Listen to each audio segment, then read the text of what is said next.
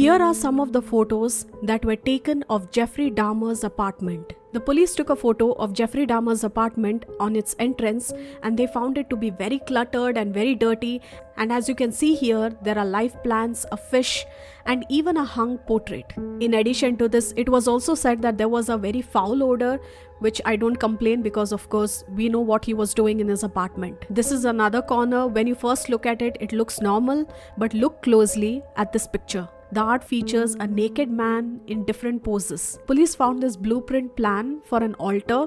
It is believed that this was kind of a shrine for his victims. As you can see here, there are also notes for the colors that he wanted: a black plush chair, a window covered with black shower curtains, and a black table. Dahmer would later go on to say that he forced his victims to pose for the Polaroids on his black table so that he can use them for his altar. This is no shocker, Jeffrey Dahmer used acid to dissolve his victims. He also whitened the remains with bleach. Now Dahmer got most of his victims to come to his house under the pretext of sex, and so he took them to his bedroom. Now looking at the blood-stained walls, the investigators believed that this is where most of the murders took place.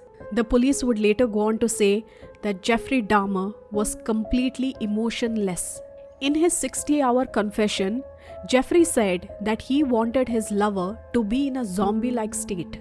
To achieve this state, he usually drugged his victims to the extent that they had no control over what they were doing. Pamela Bass, who lived across from Dahmer, said that she helped a neighbor in cleaning so that he would not be evicted, because people were complaining of this bad smell coming from his house. When she asked Dahmer, he said that the freezer had been unplugged and there were a lot of different types of meat given by his grandmother, and that is why this rotting flesh smell was coming. Let me know in the comments what you think. Also, if you want me to cover for any other serial killer, then let me know in the comments.